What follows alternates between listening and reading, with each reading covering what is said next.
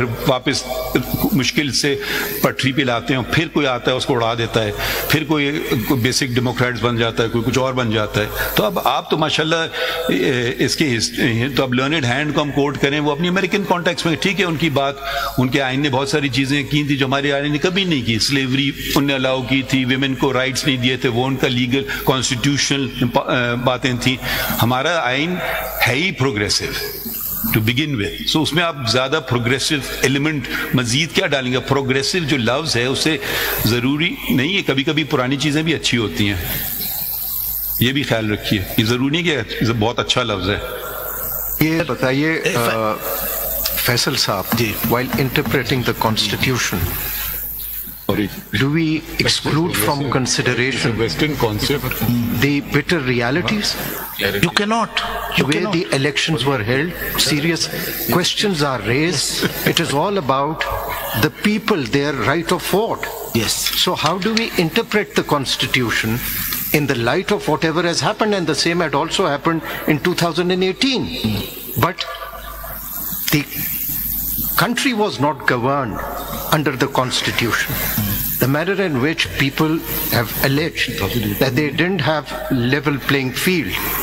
Now you have victims in every election, and the reality is known to everyone.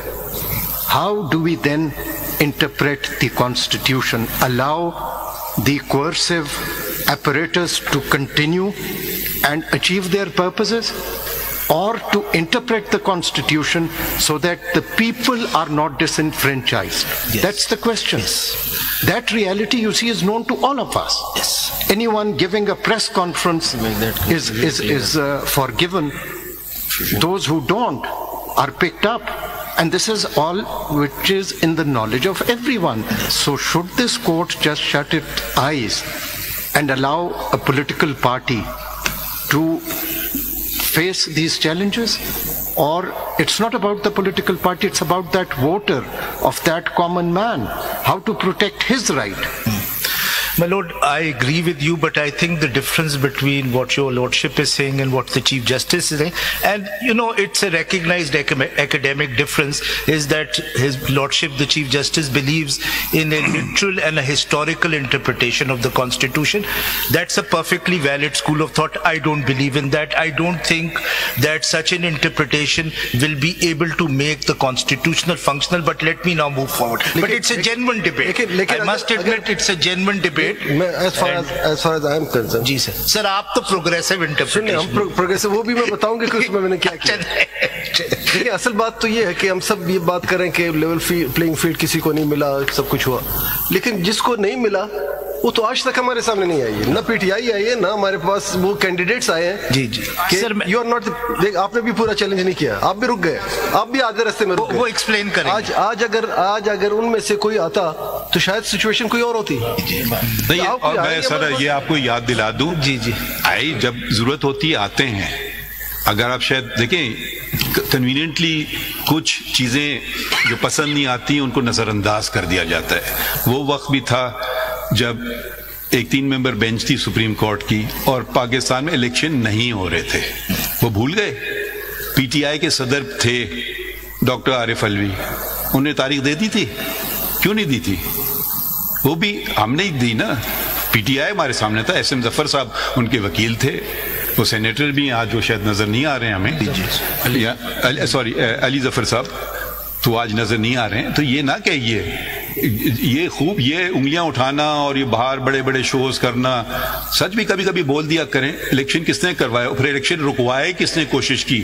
آپ کو پتہ ہے Lahore high court نے کیا؟ جی مجھے معلوم ہے سر. کون تھا اس میں petitioner before the Lahore high court? بس نام لے دیں ان کا. پی ٹی آئی تھی، الیکشن رکوانے کی کوشش کی. ہم نے پھر بھی اس آرڈر کو سیٹ اسائڈ کیا کہ الیکشن ہو. تو یہ خوب ہے. اور یہ بات جو آپ نے بات کہی کہ اس کی کوئی ڈسنفرینچائزمنٹ، وہ بھی کس نے کیا تھا؟ ہم نے آپ کو کہا تھا کہ الیکشن نہ کرائیں.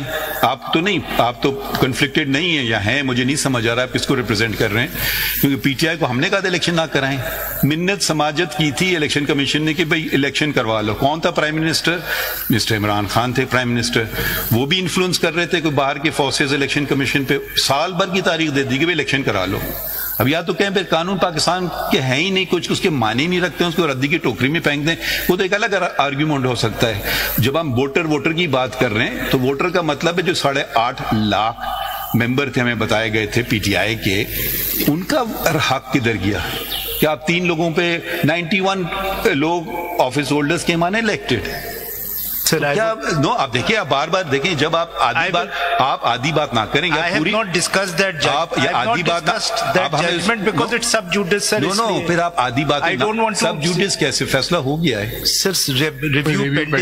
اچھا اوکے، تو پھر آپ میں نے کچھ نہیں کہا اس کے بارے میں، جب آپ ضرورت پڑتی ہے تو کہہ دیتے ہیں۔ نہیں میں نے اس کے بارے میں میرا گریوینس سپریم کورٹ سے نہیں، میرا گریوینس الیکشن کمیشن سے، میرا کوئی بات نہیں، آئین پہ چلیں، سب چیزیں ٹھیک ہو جائیں گی۔ آپ کی تو ججمنٹ مس انٹرپریٹ، کیونکہ جو آپ نے اس دوران انٹرپریٹیشن دیا آپ وہ پڑھیں گے ای سی پی کا ریپلائی۔ اب ذرا یہ جو آپ کا فائنل پیراگراف ہے پڑھ لیں سر۔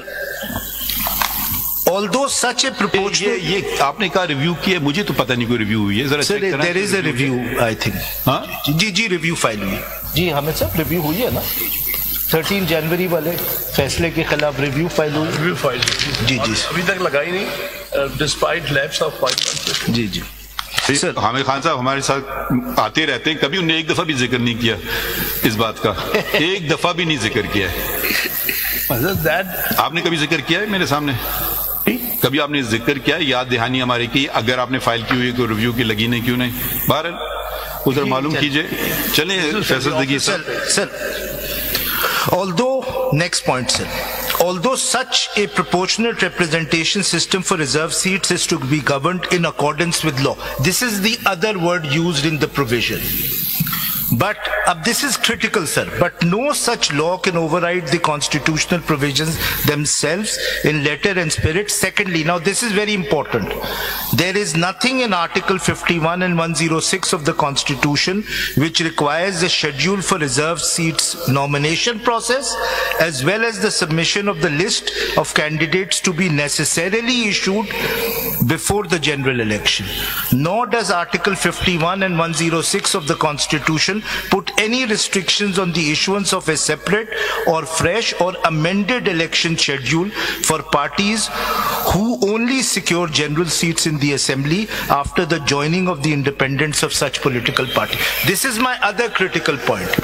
If your lordship looks at the text of Article 51, 6D and E, as well as the text of section 104 and rule 92 to 96, there is nothing in those texts which requires کہ یہ جو reserve seats کا process ہے یہ election سے پہلے ہونا ہے، یا you can not have 2 separate processes۔ کیا ان کو 62 اور 63 کے ٹیسٹ سے گزرنا نہیں ہوگا؟ گزرنا ہے، لیکن یہ نہیں ہے کہ یہ الیکشن سے پہلے ہوگا، کیونکہ ریزرو سیٹس کا الیکشن کے بعد ہوتا ہے۔ مگر وہ 104 میں تو پہلے سے دینا ہے نا؟ نہیں ہے، there is a provision for filing the list of nominations. Sir, not before the election. یہ کوئی کنڈیشن نہیں۔ دیکھیے یہ تو ہمیں سب کو پتا ہے، جب ایک دن نامینیشن پیپر فائل ہوتا ہے، پھر دوسری تاریخ رکھی جاتی ہے آبجیکشنز پہ، پھر اس پہ اپیلوں کا وقت ہوتا ہے، تو یہ سارا پروسیس تو گزر گیا ہے۔ ٹھہر جائیے نا، اب آئین میں لکھا ہوا ہے 25 سال ایم این اے کی ہونا چاہیے۔ جی اگر کوئی 20 سالہ لڑکی فائل کر دے تو وہ ہو جائے گی الیکٹ؟ نہیں، تو وہ ٹھہر جائیے نا، اب آپ تحمل سن لیں نا سوال تو۔ اگر آپ کہتے ہیں یہ پروسیس بعد میں ہونا ہے تو وہ جو پروویژن جو ہیں وہ تو پھر ان کے بے معنی ہو جائیں گے۔ سر میں یہ نہیں کہہ رہا، آپ ذرا پوری بات سن لیں نا۔ تو یہ کیونکہ 3 دن میں سب کچھ کرنا ہوگا نا، تو ممکن ہی نہیں ہے۔ نہیں سر میں یہ نہیں کہہ رہا، ابھی آپ تھوڑا سا سن لیجیے نا۔ اس کا مطلب ہے کہ سار چھان بین کینڈیڈیٹس کی ہو چکی ہے، اسی لیے نامینیشن پیپر انہوں نے جمع کیے۔ ہمارے پاس بہت سارے کیسز آئے تھے پولیٹیکل پارٹیز میں آپس میں بھی۔ آپ میں بات نہیں کروں گا یہ کرنا ہے۔ نہیں سر آپ please, sorry this is most میری غلطی ہے سر، میری غلطی۔ ہم تو یہ کچھ نہیں کرتے۔ نہیں میری غلطی ہے سر، پلیز۔ آپ سینئر وکیل ہیں، تحمل سے۔ نہیں آئی ایم سوری سر۔ جی آپ پلیز۔ اگر تو یہ نامینیشن کی جو چھان بین کا جو پروسیس ہے یہ تو پہلے دیے جاتے ہیں۔ اس کا ایک مقصد تو یہ بھی ہوتا ہے کہ ہو سکتا ہے انٹر پارٹی بھی ان کے آپس میں، زیادہ تر جنگیں جو ہوتی ہیں وہ باہر والے نہیں ہوتے ہیں، وہ آپس والے کرتے ہیں، میرا حق ہے وہ ہے، وہ آپس میں ایک دوسرے کو ہٹانا چاہتے ہیں یا اپنا نمبر اوپر کرنا چاہتے ہیں لسٹ پہ کہ ان کا زیادہ چانسز ہوں۔ تو اگر وہ پورے اترتا نہیں، جیسے مائی لارڈ نے کہا 62 اور 63 کی پروویژنز یا ادر جو ایج کی پروویژنز ہیں یا کوئی اور پروویژن پوری نہیں اترتی، تو وہ پروسیس سارا ہو چکا ہوتا ہے، اب لسٹ میچور ہو کے آ چکی ہوتی ہے، تو وہ آپ کا کہنا کہ وہ میننگ لیس ہے، تو پھر اس کا مطلب ہے کہ باقی جو کینڈیڈیٹس ہیں جو الیکشن لڑتے ہیں وہ تو ایک بہت ریگرس پروسیس سے گزریں گے، نامینیشن پیپر بھی فائل کریں گے، ساری اس کی ساری چیزیں پوری کرنا بھی ہوں گی، مگر جو خواتین ہیں اور نان مسلم کینڈیڈیٹس ہیں ان کو یہ ریگرس پروسیس گزرنے کی ضرورت ہی نہیں ہے۔ سر میں یہ نہیں کہہ رہا، نہیں، اس کا نتیجہ یہ نکلے گا۔ نہیں، میں یہ نہیں کہہ رہا، میں یہ کہہ رہا ہوں کہ